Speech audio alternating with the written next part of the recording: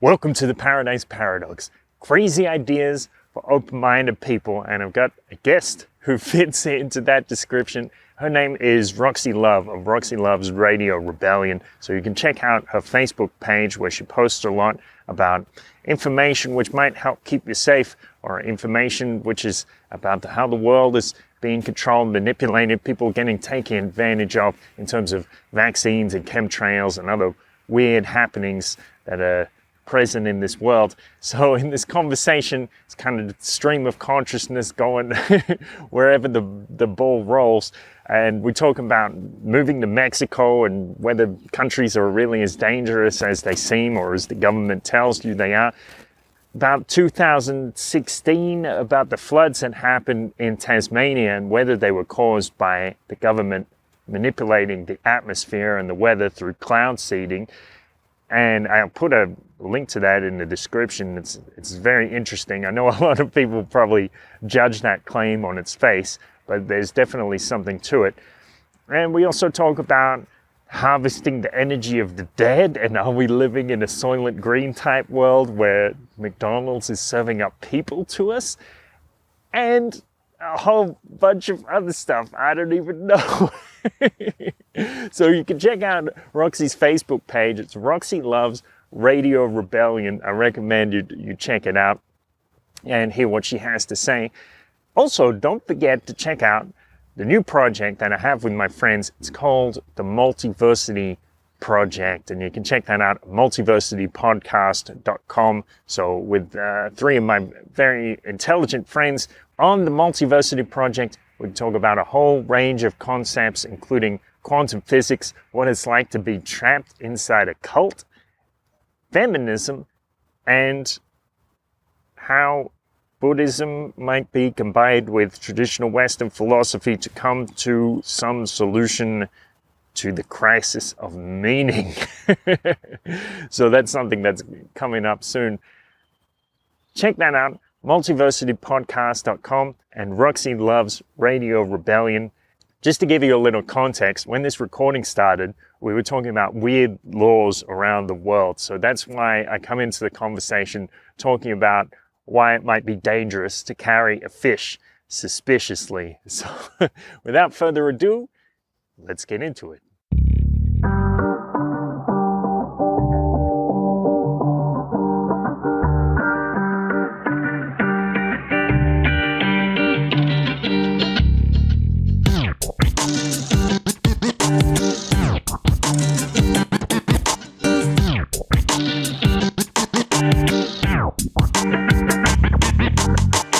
You never know when you see a suspicious mackerel. I know I've heard there's things in the US, like I think in one place there's cactus are prohibited from being mayors of the town or something like that. There's a lot of what is prohibited? A cactus. You can't have a cactus as a public representative. Oh, okay. I remember somebody, must have been a kid, and I heard the same thing, and somebody said something about you can't bring your horse into a store. I mean, this is stuff that like people used to keep their horses in houses and stuff, especially in old Italy. And they still have, like, in the little old villages, you can see where they kept them. But I'm like trying to think, I'm like, when is the last fucking time anybody's brought a horse inside of a store? But I mean, with some of the headlines lately, like some of this weird, did you hear about the woman that like broke into somebody's house and she was cleaning their dishes and then she left quietly? No, like, no, I didn't hear that. So I guess you really can't put, like, maybe that's why they make these weird laws. Or like, I'm an anarchist, so I definitely don't support any laws because I think it's just silly.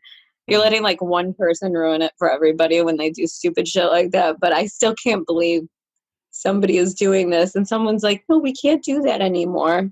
I feel like I'm in kindergarten. People's houses and wash their dishes. Is that the law that they put? I don't know, but that's what I feel like. Maybe when people do weird shit like that, that's where we see weird laws, like don't be suspicious in public with a fish. Yes. Like it is in English. Yes, I'm sure there was a really good reason for that at the time. A reason that only applies to one specific case, and it probably never happened again. Yeah, exactly. Like, did they use it as a Trojan horse and like pull out a sword and then all of a sudden like suspicious. Where am I gonna hide my weapon? I know, a fish. Yeah. I'm sure the TSA probably has rules about that. Who knows what Like you a can fish. hide in a Okay, fish like what's bladder? okay with the TSA? I heard that they'll throw out. There was one time I read an article that they threw out breast milk a woman had pumped and was taking on the plane for her baby. And Wow. it was like in storage containers. They threw it out because they said that there might be materials in there or it might be a bomb. So Mm, you're telling me that they turned around and they threw what they thought might be a bomb in the garbage next to them in the airport? Like, that doesn't make any sense, yeah. really. Yeah. Yeah. Like, you're either telling me there's a deeper agenda or TSA agents are real stupid. Or I don't know, both. Yes. Well, it's that bureaucratic mindset. It's like compliance above all else.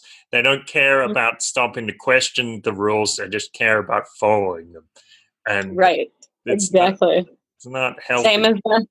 Yes, exactly. Mm. Yeah, but someone did tell me that. I guess I can't really say who it was, but somebody told me that he had his firearm in the United States. It's a little firearm, and going to Mexico, he wanted to bring it over the border, and so he dismantled it and put it in a bag and hid it in a jar of peanut butter. So, maybe they'll ban peanut butter next on airplanes. I don't know. I mean, it makes for really good comical stories. But what something actually that you just reminded me of? Did you see recently? This is not as funny. This is a sad story, actually. Somebody tried to go over the Mexican-American border recently with Hmm. a big, not an SUV, a pickup truck, and just as floored it and barreled through people. Did you hear anything about that? No, I didn't. So I don't know if I'm saying his name properly. He's one of my friends on my friends list. I think it's at a Julio or something like that. He makes Yeah. all the cool flat earth memes. But he Okay. was there at the border at the time that it happened. So he got some photos of like everybody in the panic over the people that got ran over. But what's terrifying is it's like when you are putting up walls and making it such a problem for people to just get over a border, a man-made border. Okay. It is as good as a line we draw on paper, basically. It's just our idea of some egotistical, ideology, basically, or Hmm. bigotry. Hmm. And you have a wall, and these people are trying to flee one way or another. And you're causing more problems because people are trying even harder to get out. And it's horrifying to know that, you know, they might be, for all you know, they're fleeing from illegal arrest for something or their kids being taken. Maybe they don't want to vaccinate, all the crazy fucked up shit here. And we're always pointing the finger at, crazy Mexico and the drug cartel and nobody go to Mexico. It's making me feel like I want to go to Mexico because I've been there and Yeah, it's really wonderful in most places. You get I your love it. hood I want here. to go back there. Yeah. Uh, So where are you? right now, I'm in Santiago de Chile. Uh, yeah, I'm in South America. The How's the weather? The weather? It's a bit Yeah. it's a bit cold here. It's autumn and the weather's quite changeable. But today it's a cold day. uh, Wow. but Finally it's got like nice. our first warm day here in Rochester, New York. But so it's like autumn for you. Yeah, yeah. So it's the opposite side of the world, kind of. Yeah, exactly. Yeah. Did you go to Anacapulco? Did I go to Acapulco? To Anacapulco to the I've never conference? been. Okay. I have never been there. I've seen it a million times, but with a kid, it's like my priorities shift. All my money goes to him, taking care of him. Sure. So Where did you go in Mexico? where did I go in Mexico? I just went to Cozumel. I was just, a traveler a long time ago, before I even became an anarchist, before I even really knew what anarchy really meant. Yeah. So, but I was down there. I got to see the Mayan ruins, which are gorgeous. Their beaches are phenomenal. I mean, the whitest sand, like little crystals, and the prettiest water, the nicest people. I mean, people seem to think, you've obviously traveled because you said you grew up in Australia. Now you're in a completely different area of the world. And I've been fortunate, being someone who's always been born and raised in Rochester, New York. I've been fortunate to travel quite a bit over the US and the mainland of the US, as well as Mexico, Canada, and I've even been to England. And even though it's not the variety that I want, like I'd love to travel more, it gave me such a broader sense. And now, I was thankful for it, because now when I see the media, I'm like, you're actually wrong about these people. They're not all like this. My stepfather also is from England directly. So, and then my dad has family there. He has family in Italy. So, I mean, I've talked to family out there. It is really wonderful to get around and to go, especially to other places, and just see that you're wrong about them, Yes. Well, I think there's a lot of pressure from the media in the US and even in Australia. They try to tell you that basically everything else is dangerous and you shouldn't go there. I check that the Australian government has this smart traveler website, and it seems like every country or location I put in there, it's like, oh, yellow alert, red alert, you better watch out. I'm like, okay, I don't trust this thing. It tells you things like avoid shopping malls, avoid public spaces. I'm like, what am I going to do if I go to a country? I'm going to stay out of supermarkets. That's what they fear, though, is when we use stuff like networking sites, and at the click of a button, as soon as we want it, we can talk to people all around the world. And you can say, when, like, for instance, Australia, you and a couple other people on my friends list I know specifically are from Australia, and I can ask them questions like, hey, is this really going on here? And they'll be like, well, I haven't heard anything. And that'll make me think, well, if people in Australia haven't heard, but I've heard all the way in Rochester, New York, I have to like really reconsider what I'm listening to right here. I'll believe it when I see it. But it's pretty crazy. And that they expect you not to go places. Like when you say there's like different alerts places, you remember right after September 11th, and they were like, oh, red alert, or back, what was it, World War II, and they're like, oh, we're almost at midnight or something like that for like nuclear war. Right. And they've just been doing this for so long, and they really like milk off and feed off of our energy. You ever seen the kids movie Monsters Inc.? Have you ever seen the kids movie? I think I saw, let's see, the first one, it was Monsters U, right? I think I saw that one. Monsters Inc. The one with like the blue monster and the little green monster. Mike. Yes. Yeah. And they basically, that whole kids movie is about implementing fear, creating fear, and then harvesting it. And then, then it starts making you think like the adrenochrome that people discuss. And like, are they doing this? We heard about it in Fear and Loathing, but we had no idea what they were talking about in the movie. So it's like, we kind of thought it was a joke or something when we saw that. Yeah. And it's just, I feel like that's what the media does. Sometimes I feel like the media is nothing but a sales pitch to sell parts of the New World Order.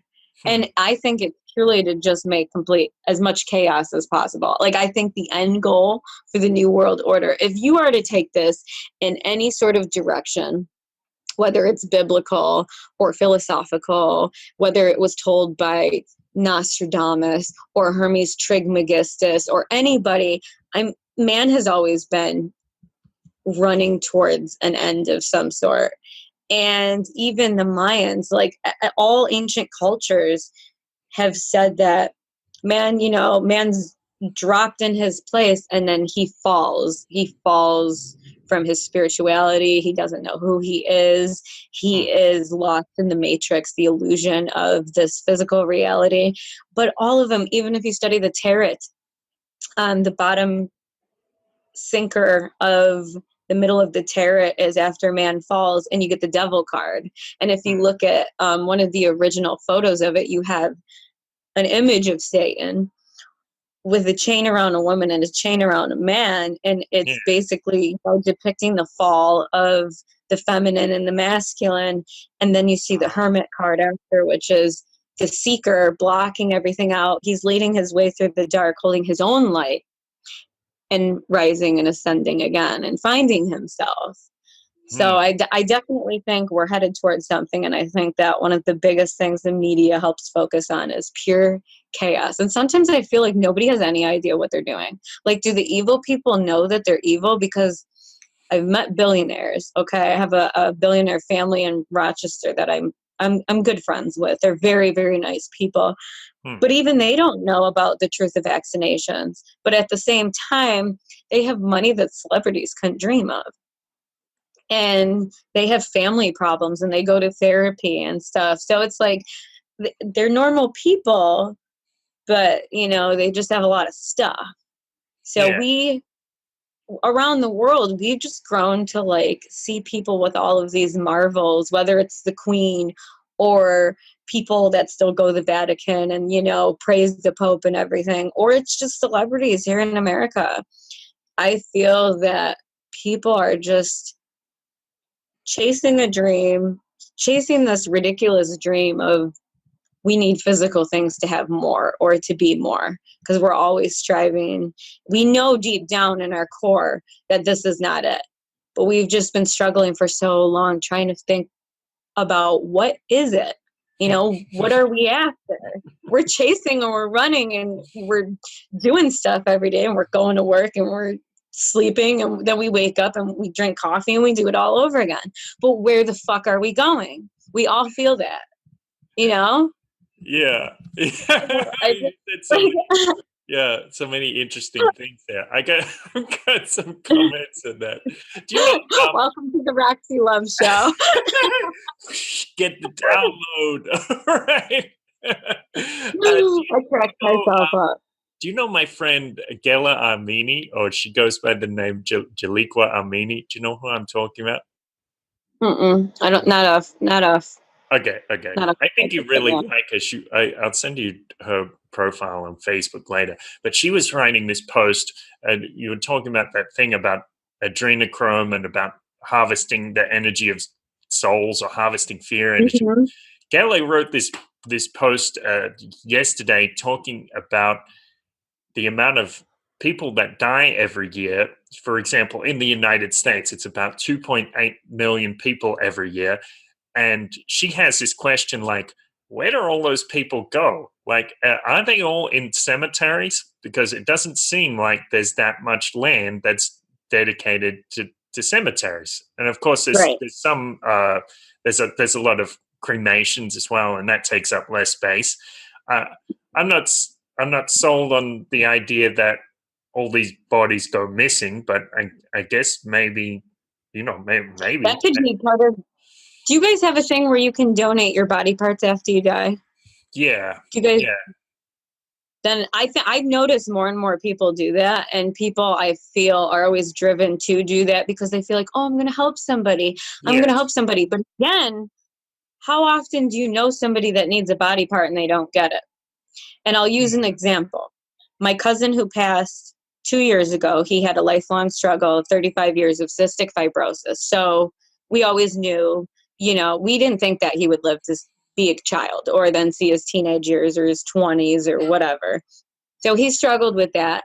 And then when his lungs really indefinitely started failing, you know, they wanted a double lung transplant. They wanted $50,000 for a lung. Well, I don't understand. If it's donated from someone, like you can find one probably that might be donated, and they can keep your body on ice for a while. I just find it's really strange. Now that you bring that up, that's a really good point. Yeah. Like where it is, it's a weird Where do the bodies go? Yes. Something else. Well, people were commenting on the thread saying, "Are we living in Soylent Green world?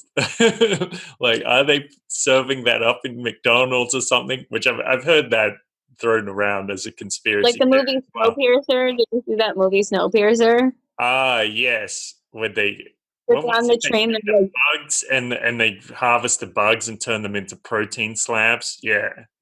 they had no idea what they were eating. And that, I've seen articles, you don't know what's real and what's not sometimes on the internet. It's really, really hard because there are so many agendas to just make fun of people. And we see it with the whole flat earther movement because people will literally make groups just to make fun of flat earthers. So you know that there's people out there that are really trying hardcore to mislead people, even if it's just all about humor for them. So yeah, that's true.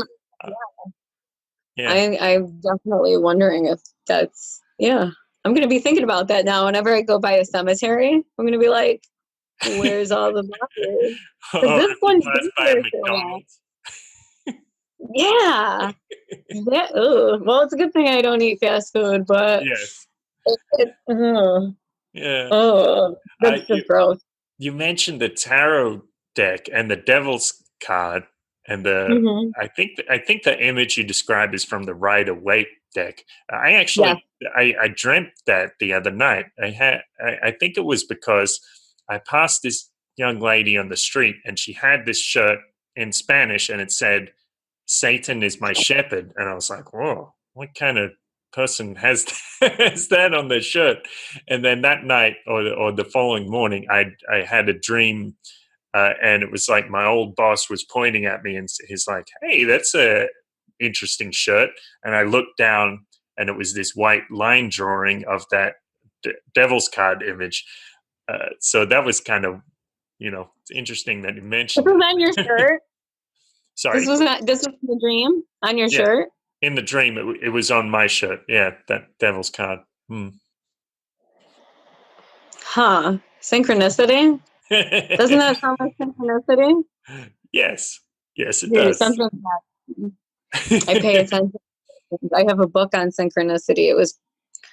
I've had it for a long time, and I'm happy that I have, because I feel like some people are just learning about what synchronicity is, but I pay attention so much more to those things, and I feel like things come to you when you're ready. And I try to take that in when I see something, like, say, one day, like the other day, a little fox ran by my vehicle, and it was just something so random that now I've been starting to pay attention to it. So I'm wondering if I'm going to see another fox in my future, but I always see stuff or I hear stuff and I start thinking like a message is being sent to me, maybe from someone from the beyond. Like my mother, she believes when a cardinal comes to you, that someone's speaking to you from the beyond. I mean, everybody has their own little things, but I definitely think that we need to listen more. We need to look, we need to listen. If we use our 5 senses for anything, instead of using it for ego-driven things, I need the most expensive food because it's tasty and it looks good, or, and then I'm going to tell people about it and they're going to tell me like, oh, I just want to go there. It's just, it's like ego infested. So I feel like if we paid more attention to that, instead, and using our senses to detect the spiritual world rather than the exoteric world, I mean, we would be so much happier because we wouldn't be so focused. I feel like, let's put it this way. We'll take sports, for instance, okay? We don't need sports to survive.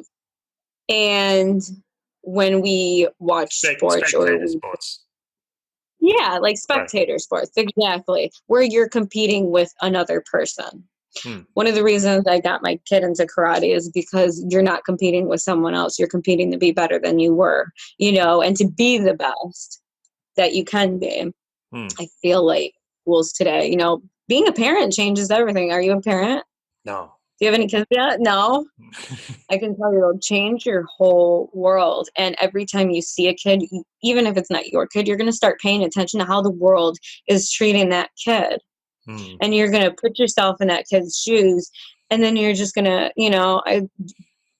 being a mom is probably one of the coolest things that's happened to me because I feel like I've grown from it. But yeah, so pay attention to the esoteric. I feel like we should, and I feel like a lot of us are. Do you feel that way? Yeah, I think there's definitely more people like that these days. Yeah, about the children thing. Like sometimes I notice with children of my friends, like I notice sometimes they'll ignore them, and eventually, like I was at this restaurant, and the child kept asking, like, "Hey, so are you going to let me order?" And everybody else is discussing what they want, and eventually the the boy just has enough and is like, "Hey, well, listen to me. Pay attention to me." And Mm-hmm. and his mom starts scolding him like, "Hey, well, you should have said something." And I was like, "You gonna listen to this? Like, this little dude is trying to express himself. You haven't paid any attention to him." And of course, finally, he blows up because that's what anybody would do if you just sat there ignoring him. Oh, it frustrated me so much. But that's that's a thing about, yeah. Well, it's funny you mentioned that point because I don't know if you know, like I'm tiny. I'm only 4'8", Oh, and really? yeah, oh yeah, I'm tiny. I'm like seriously Italian Sicilian. So because I stopped growing height wise when I was 12, I love looking younger. That's awesome. I love that part. However, it has put me face to face with different types of situations I don't think other people go through as much. I start to see the way that people treat children because people will treat me differently, and then I'll take a hat and the sunglasses off or something, and they're like, or they hear me talk and they're like, oh, you're like 31 years old. I had no idea. So I'm like, yeah, that's me. And I love the compliments, like I said, but I've had people push through me so many times, like through a grocery store. And I'm like, when I'm holding my kid's hand, people treat me differently. They'll look at me up and down. Now, granted, I have tattoos, I have gauged earrings, I don't have a lip ring anymore. And I don't have the same uptight standards as society when it comes to dressing. Like, I'll go out in a half shirt, 9-inch nails, or fuck the police on the back of my shirt. I don't care. I'll hold my kid's hand and he'll say damn it in the store because he dropped something, and then everyone looks at me like I'm supposed to yell at my kid, and I'm like, well, I'd rather him not grow up to like stab somebody in the face so he can say fuck all he wants. He's got to vent somehow, you know what I mean? As long as he knows intention, as long as he knows not to hurt people's feelings, or degrade them with words. It's all about how you do things. But so I've ran into situations and, stores or in public with people, and people just automatically assume, and then they're taken by surprise when they're like, wait, how old are you? Or they see me with my son. They hear him go, Mom, not like sissy or something. So it's hilarious. But I've shocked people because, for instance, one woman, I got out of my truck and she had parked so far over the line I almost couldn't get out, but because I'm small, I managed to squeeze through. Couldn't even get my son out on that side of the truck. And she just so happened to be coming back to her car, and I looked at her and she saw me struggling, and I was like, oh yeah, I'll just wait, until you move because I want to get my son out and there's like no room. And she just kind of looked at me and she goes, oh, kids these days. I was like, lady, it was 10 years old, you calm down. And then when I said that to her, she didn't look like she actually because when she said that to me, she looks like she wanted to fight me, like hurt me. And then as soon as I said that to her, and I think she heard my voice like clear, she's like, oh. And she got in her car real quick and laughed. I'm like, okay, yeah, okay. People are crazy. I've seen them treat children really bad. So people wonder all the time why this fucked up shit is happening with children. And I have seen, I have even on Facebook, somebody posted a video of a kid with behavioral problems. And I'll see comments about people saying like, oh, that kid needs an ass whooping, or that kid needs this. And I'm like, maybe the kid just needs love. Maybe nobody's paying attention to the kid. Because like you were saying, that'll make anybody crazy. When you are ignored, that'll make anyone crazy. Nobody wants to be ignored. Yeah, exactly. You know? Well, it made me think of, there's a quote from Reverend Martin Luther King. He said something like, rioting is the last recourse of the unheard. And that's what it's like. That's how kids will behave if you don't give them a little attention. Because my cat nobody ever sees. I'm sorry. I rescued her and she never comes out. So I wanted everybody to see this moment. Yeah, I rescued her from a really bad place. So, but she watches TV. I don't know why she went to sit here with me while I'm doing this. Yeah, she's mad because I'm not following her right now. Cool. Cat there. Do you have any cats? No, because I'm traveling so much. No reptiles or anything? I got cat hair in my mouth. That would be I haven't had a fixed address for, I don't know, at least 8 months, but probably quite a bit longer than that. I didn't mention, but they actually deported me from Mexico almost 2 years ago now. That was quite. I hear that. Okay. So I mean, I went to Mexico and I just loved it so much that I decided to stay. And maybe the smart thing in retrospect would have been to do a border run every 6 months, so I renew my tourist card. I didn't do that, and it's Mexico. The officials tend to be pretty lax, and normally, if they ask you about immigration issues, they're just looking for a bribe. Like, I do remember the last time I left Mexico of my own volition, I went to I must have been in Guadalajara airport, and I went to the INM guy, or the immigration guy, and I said, "Oh, well, what do I do with this tourist card? Like, do I have to hand it in to you?" And he's like, "Just give it to the airline." I'm like, okay, so this is their attitude. They really don't care. But I don't know what happened. I got some bad luck or good luck or something, but I was on the bus going from Mexico City to Guadalajara, which is a route I've taken many times and without an issue. But this night, they stopped the bus and they asked to see my passport and my tourist card, and it was very much expired. So, oh no. Yeah. So how long were you there for over that 6 month period? About 2 years. That would have been me. Whoopsies. Yeah, I've actually heard so much. Like I said, I was a teenager when I went there. But I've heard so much about the police there, and that, like you said, they're very relaxed in how. But they hear about our police state, and I've heard of them going up to like American tourists and trying to give them a hard time because they know that here, and I'm going to use the Mexicans' words, we let them. Right. That, like, right there, the fact that Mexico can say word for word, hey, the Americans let them. Yeah, that's exactly what we are doing. And that's what I don't understand. A lot of people think, I wanted to say this, anarchists, you know this, anarchists, now when you look up the definition, it says terrorist, rioter, like a violator. And that's not what it is at all, because number one, if you are anti-oppression, you're not going to oppress other people, especially if it's not in self-defense. So, but it's strange to me that like Mexicans get it. I just want to say that.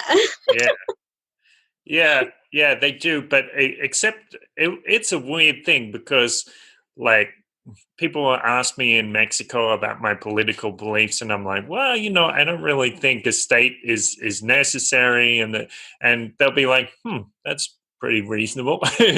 But then, and they also know, like, if you tell them, well, most governments in the world are corrupt, and Mexico is a good example. They're like, yeah, that's absolutely true. But then election day rolls around, and they're like, we gotta change this, and I'm like, I don't think that's gonna work. But, That goes with the whole America. Like, when I was able, especially when I traveled to England, and literally that's where a lot of white people in America came from, was England and different parts of Europe. And a lot of them are quite a bit alike in the sense that they're good with their small, older cars, and they're good with their close-knit communities, and they don't need the next iPhone, the majority of them. I mean, unless you go to London and you're with like the hip, trendy crowd and everything. But other than that, the countryside people really don't care about all of that. They'd rather have their gardens and their hunting, maybe if they hunt or something. But they're all such relaxed people. They want tea time. They still want, that's true. But other than that, and same with Mexico. I mean, you don't see any, I mean, I'm sure that they would see a TV and be like, oh yeah, I love this. This is what the Americans have. But genuinely, they're not seeking it by themselves. They're not like, oh, let's build an empire, like an enterprise for automobiles or something. Like, they don't fucking care. They're enjoying the sun all the time. They're smoking weed, they're drinking, and they're having a great time. Yeah, And that's right. Yeah, well, my buddy used to say, there's for certain people, like in certain cultures, you need a whole bunch of things to be happy, like there's, clothes and TVs and whatever. But if you're a Mexican and your buddy stops by and he has like $2, $3 in his pocket to buy a caguama, like a 40 ounce. You can have the best afternoon of your life just hanging out with your buddy. All of your family will be there too. Sorry? All of their family comes to the party too. Yeah, that's right. They always find a reason to party. I belong with the Mexican people. Yeah, they love it. And all through Latin America, people know how to have a good time. That's for sure. Well, I think a lot of it is they get sun. We don't get sun. And even if we're in an area that should get sun here, at least up in New York, we are being so heavily sprayed every summer and every spring and summer. I've noticed a tremendous increase every single year. And it's just, you heard about that flood that happened, right? I want to say it was in Tasmania. Is that where it was? There's a flood. I don't know. It sounds like you're mixing two places. Are you talking about Tasmania or Tanzania or somewhere else? Tanzania. Was it Tanzania? Yeah, I am actually. Was it Tanzania? Sorry? Was it Tanzania that had the flooding? Because I haven't heard anything in Tasmania. I'd be more connected to. Yeah, Tasmania is in Africa. No. Tanzania is in Africa. Tasmania is in Australia. It's the island state to the south of Australia. See? Good thing I'm talking to an Australian. So anyways, there's a big flood, and it was all over the news that they heavily cloud seeded the day before the flooding. Ah. And they admit it, the people know about it, and they're demanding answers. And I'm like, fuck answers. Why are you going to go up to someone after they killed your loved one and be like, is the first thing you say out of your mouth going to be like, why did you do it? Or are you just going to be like, you know what, just destroy this person. Just destroy them completely because they're very dangerous. That's your first initial thing. If somebody was to attack your loved one, it is pure instinct to shut that thing down completely where it stands. And I'm not for violence. But same regard, something like that happens and people are like, oh, government, why are you doing this? Fuck, I don't even care why they're doing it anymore. It really doesn't matter. It's the fact that they're doing it, and it's going to stop. Like, we have to start saying, oh, why are you doing this? Well, can you please, the permissions, the asking, the begging for somebody to do something. Like, we are somebody, and that's what I just don't understand. And we're doing as much as we can, you know, constantly. We're all reading. That's what we do all the time. Even if we're on the internet and we're networking, people are like, oh, well, yeah, I'm sure you experience this too. How do you know so much about things? You know, you read, you talk to people around the world. You don't listen, therefore you don't listen to the media. And you immerse yourself in other cultures and you read, you know, and you have critical thinking. So you can analyze and break down what's real and what's not. And I always say to people when they're like, how do you know if something's real or not? Well, if you hear about it once, you know, you hear about it once. If you start hearing about it so many times, you hear the same story dozens of times by several people, maybe you should start paying attention to that story, because maybe they know something that you don't. And then before you know it, you know, and it's either going to, that's the beautiful thing about flat earth, is it's like the more people that seem to get involved with it and immerse, there's more questions than answers. So I think that's important when you're trying to analyze what's real and what's not, you know? Yeah, well, I'm not a flat earther myself, but there are. And you're an Australian? What are you waiting for? Well, Australia doesn't exist, so, you know, Australia's just made up to just to prop up the idea of a spherical Earth. So Yeah. So that, are you just talking about it being a landmass? Like it's a landmass where people live?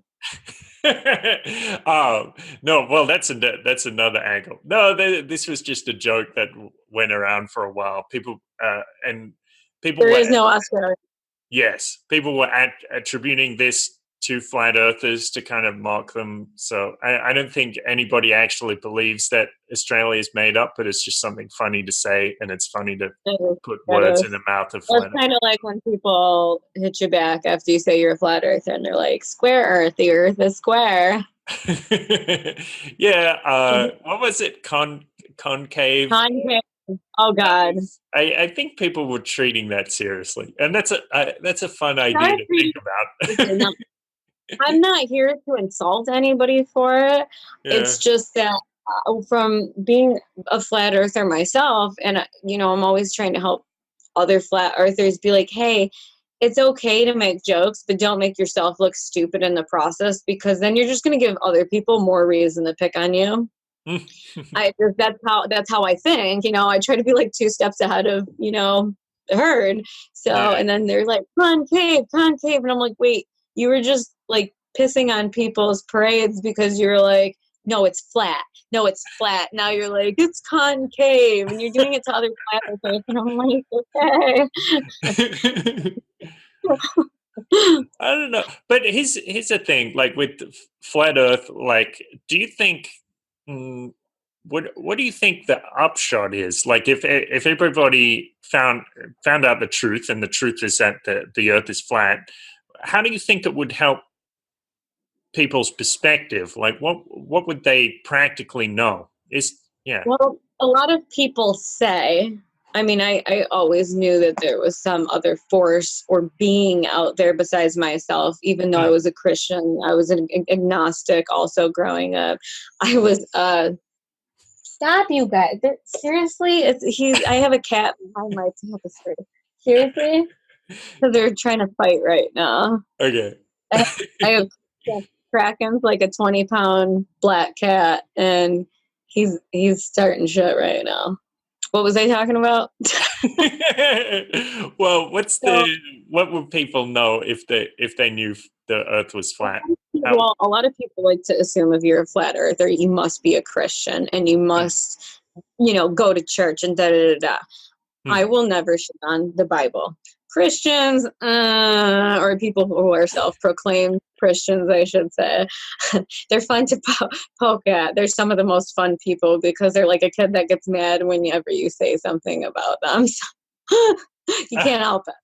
But I think for me, at least, the greatest thing was it took me about 3 days after I realized and was like, holy shit, the Earth is not a globe. It took about 3. Stop, that's my couch. What are you doing? He's just tearing it apart.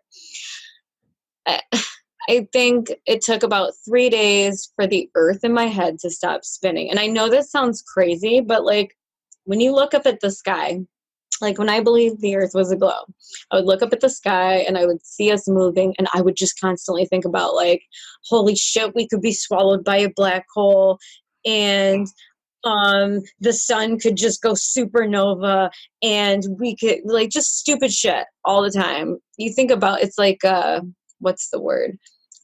It'll occupy you. It'll occupy your mind. But it reminds me kind of like Santa Claus, dinosaurs. They're almost distractions. So when Christmas time comes around, what are we all focused on? Christmas, presents, la la la, like stupid shit that does not matter at all about our spiritual growth.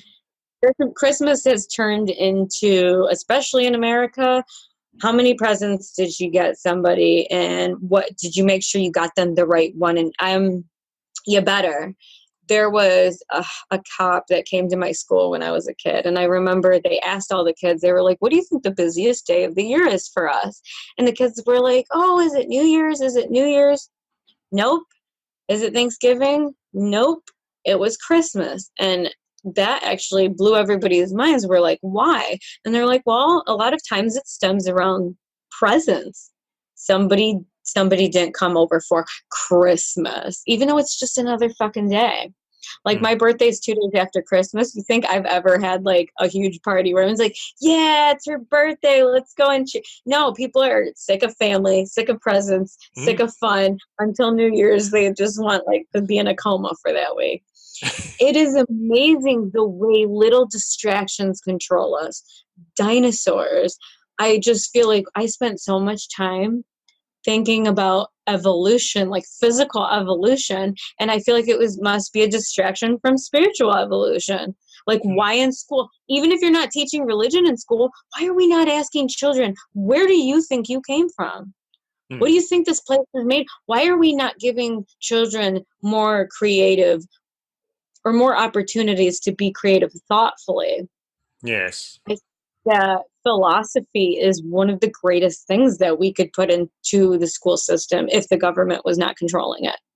Yes. What are we? Where are we going? Like I was talking about earlier, where the fuck are we going? Because we're just doing this stuff every day, and we keep thinking, well, if I just get that job, if I just get that raise, if I just do this and go here and meet these people, something's going to happen. You know, it's just going to happen for me. And again, you know, I just feel like it's distractions. Yeah. And it felt like the whole flat earth thing was for me. I felt like all of a sudden I was calm. I found my center. The earth stopped moving. I stopped thinking about stupid shit that I know not to exist. And I'm happier. And then, for instance, when I became an anarchist and an activist, especially using the internet and Facebook and MySpace at the time to really talk to other people, I don't know. I feel like that opened up a Pandora's box to meet other people that thought like me, that question 9/11, that questions the government's motives about the wars, all of that. And then that seemed, when I met flat earthers, like when I became a flat earther, I feel like another huge door just opened, and I met all these other people, and we're so sure. And, you know, I met flat earthers that believe in vaccines, and I'm like, okay. And that just reminds me that you might know about one thing, just like I used to know about one thing. And then someone had to come in and drop the bomb about something else, you know? And it makes me excited at the same time. Like, what don't I know right now? At this point in time, what do I not know? Because I feel like there's more Pandora's boxes out there that I have to open. And I say Pandora's box, that's like a negative thing, but you know what I mean. Right. I want to swing the door open and just have all of this, you know, wisdom and information and stuff just like flow through me again. It was just one of those things. And you can. What's your thing with flat Earth? Did you look into it? Yeah, I looked into it quite a bit. And, you know, I talked with my friend Bob. My friend Bob's pretty convinced that the earth is flat. And Hi, Bob. he'll appreciate that. and yeah, it is very interesting. I like a lot of the questions they ask because a lot of them I think are beyond me, and you probably have to be very smart in physics to answer them. So, or in one way or another. So that's really cool because I think it does encourage people to think about things. And I can't say for sure what shape the Earth is because I do think a lot of the NASA pictures are fake, so fake. That's the thing though, because I know somebody else who's like that, and they're like, I don't think that they're telling the truth about the Earth, or maybe there's more land or whatever. Yeah. But they're like, definitely don't think that we went to the moon. I mean, because I've researched their data of like there's timed missions and everything, and they don't make any sense. Like they're severely different, and just everything from the physical of getting the lunar module. Yes, and the pictures of it. You're like, well, hang on, you're claiming that thing, curtain rods and aluminium foil and construction paper. Yeah, that's pushing limits a little bit, and I think it's really important to remind people. Like they'll always say, "Well, why do you think that man didn't walk on the moon?" And that's not the question, because it's actually the burden of proof goes the other way. The burden of proof is on the person who claims something, not on the person who denies it. It's because they saw it on TV. That is something. What I say to people, I'm like, I saw Harry Potter on TV too, so. Yeah. But there is, I guess, the best piece of evidence that something went on the moon was that there were a whole bunch of independent authentications or independent verifications that they saw the satellite, not the satellite, that they saw the shuttle going up. So there's all these observatories all over the planet. And I was like, well, I did think about this scenario, like I call it the emperor has no clothes scenario. Like imagine if you're in an observatory in Australia and you're looking up and you're like, I can't see the shuttle. I better tell them that I see something. Otherwise, I'm going to look incompetent. And they just make something up. That's possible. That's a good way of putting it. It's the same thing that when China came out with their and they get better. I thought that ours sucked, but then have you seen the ones for like Russia and China, their images? I've seen the Chinese ones, and I've seen the little bubbles float up, and it's not subtle. Or like a bee or something, and there's somebody. Did you see the one with the guy and he's narrating, and he's like, he's got to have like some sort of Indian accent, but the door bounces and he's like, bouncy, bouncy, bouncy, bouncy. The door for the ISS is just bouncing. But it is like my favorite NASA inside joke. Just his voice, because I can hear it in my head when he does it. Have you seen that one? All made of rubber or something, or it's like all blow up dolls, the blow up ISS. What kills me is it's like you try to show people, half the people you try to show stuff like that too, and they won't even look at it. It's kind of like vaccines. Like, have you read the inserts? Let me show you the inserts. And then they'll be like, oh, yeah, I've read the inserts, or fuck you. You don't know any. It's just, yeah. I just want to show you the bouncy. Yeah. Well, I think it's really important not to take things so seriously, that's we're all gonna go crazy if we take everything seriously. My kid has taught that. My kid, where I think I was always, I'm a sun in Capricorn, so I think I've always taken things a lot more serious, but my son is a little sparkling Gemini, and he is just a ball of joy all the time. Like nothing brings this kid down. And it makes me so happy because that's the thing I have to teach him, is when to take things seriously, because he's the opposite of me. He takes nothing seriously. Everything is hilarious to him. and fun. And I love that. It's so useful. Yeah, yeah. There's So, magical people though out there. sorry, magical There's people. magical people, yeah. They're interesting for sure.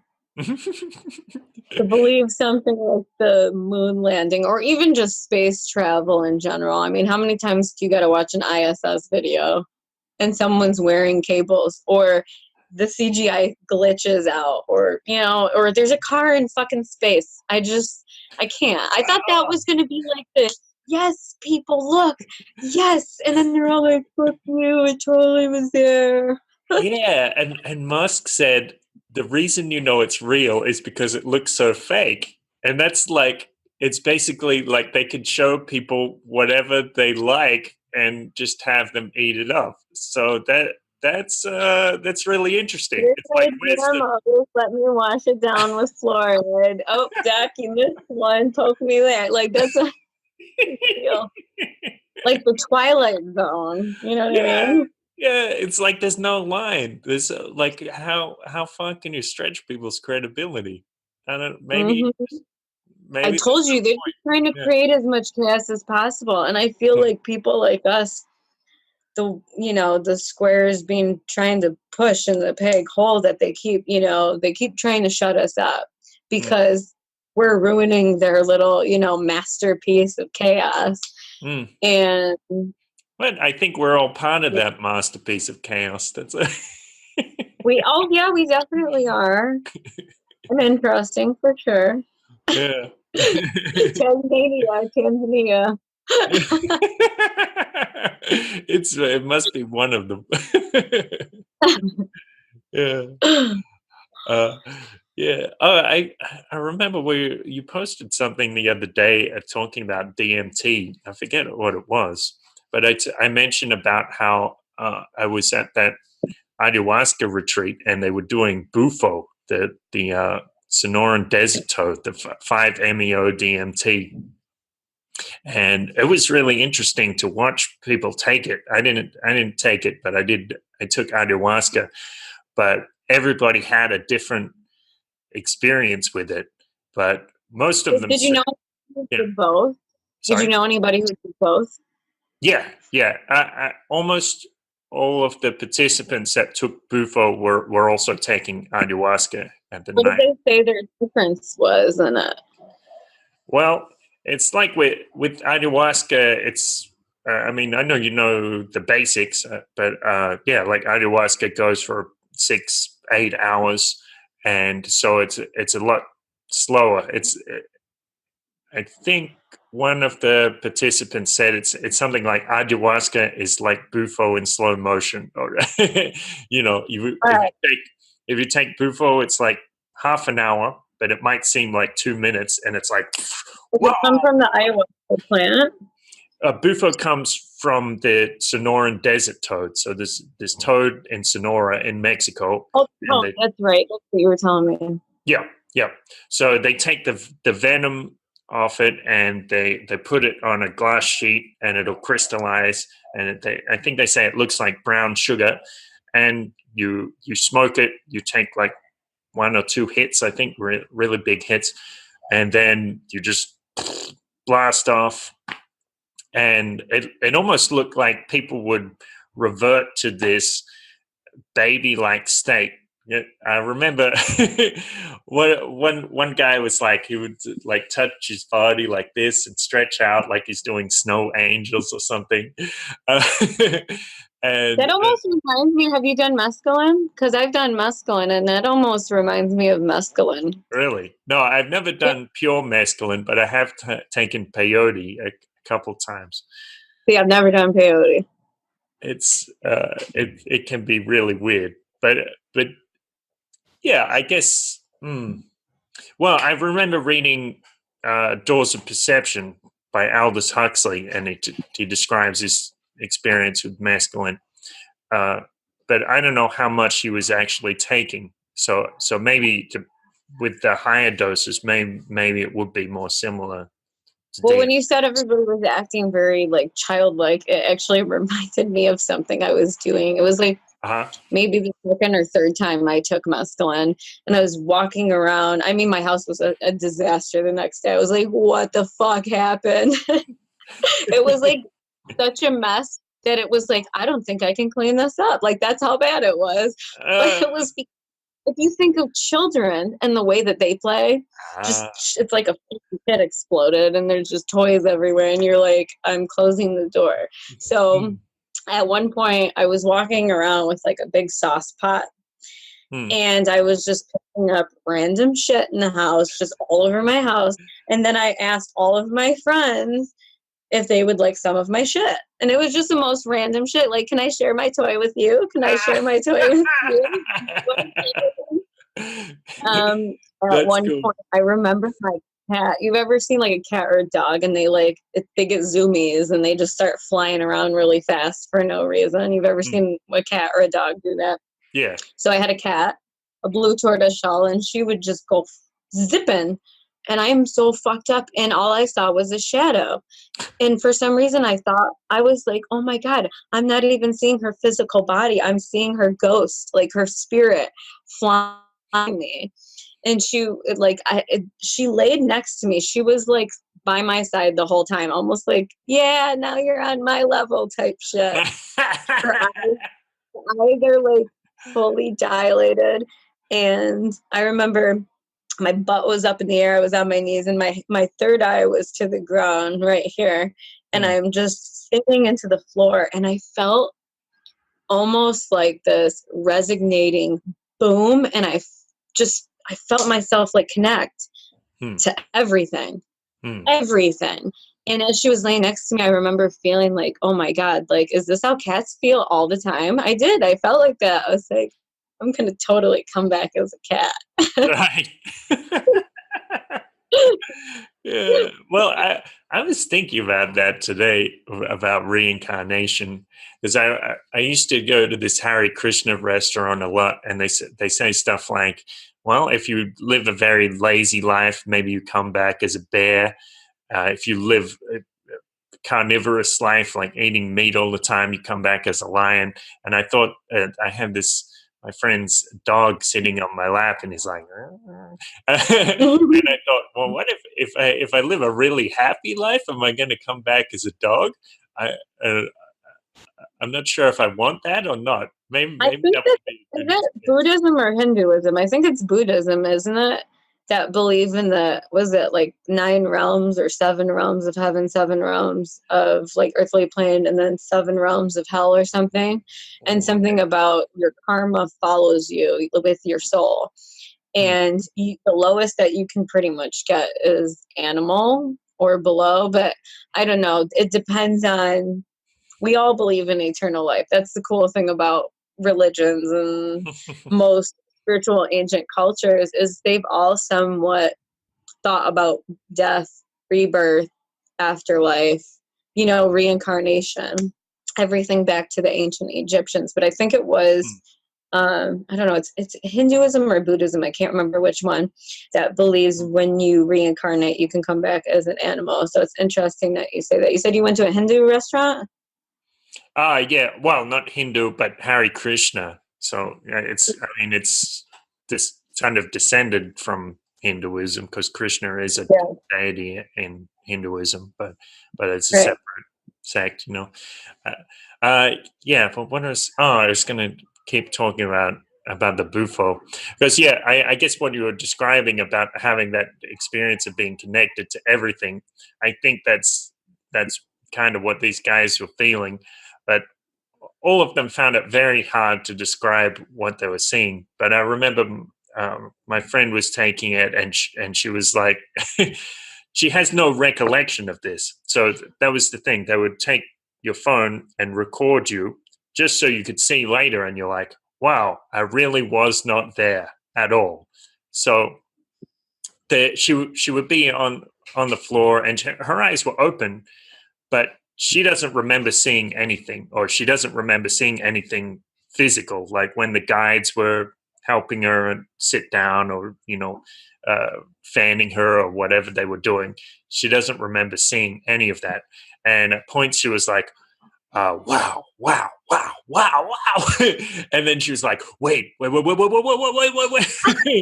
was like some being was coming to show her ultimate reality, and she was like, I feel slow that. down. I felt that when you did that.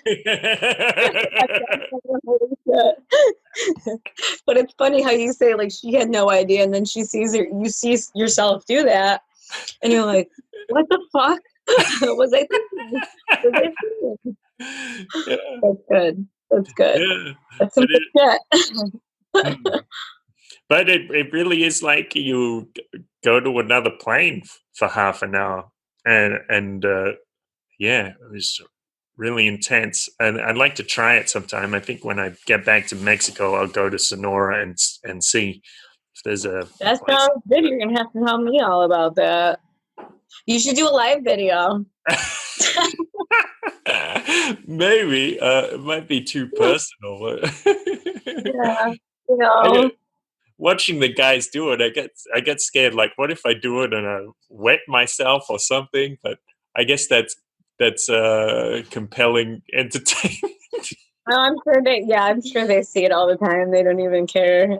Yeah, yeah. It's like nurses that deliver babies. They're so desensitized to it. They'll shoot the shit while a baby's popping out and someone's screaming their head off. You know what I mean? So these guys probably see it all the time that they're just like, oh, that one shit himself. Okay. He'll be fine. Yeah, yeah. Cool. Yeah, we've been talking for a while. We can wrap it up there if you like. Do you have any Good. final thoughts? Yeah, I'm hungry. I'm gonna go eat. I intermittent fast, so this is like my food hour. Yeah. Cool. Do you have any final thoughts, like any wonderful message of peace and love to share with the world? I posted recently, and I felt like if you know how people are always like, if you could tell your younger self anything, what would you tell yourself? And I decided that I would tell myself to get the fuck out of my own way because I am the only thing stopping me from my greatest potential. So that's my message. Thank you. Yeah. Hopefully that inspires somebody else. Sorry? So hopefully that inspires somebody else. Thank you so much for listening to the Paradise Paradox. Now remember to check out Roxii Loves Radio Rebellion. Check it out on Facebook. You can watch her interviews with people doing documentaries about chemtrails and this sort of thing. Remember to check out the Multiversity Project, multiversitypodcast.com. And in coming weeks, I'll be uploading more interviews with my co-hosts, Ariel Friedman and Katie Kelly. So we'll check that out. Very interesting stuff, talking about how they arrived at the current philosophical positions and the kind of mental processes that they go through, their past story, and their conscious development of their own character and their perspective. So, thank you so much once again. Check that out, Roxii Loves Radio Rebellion and multiversitypodcast.com. Have a good one and take care of yourself.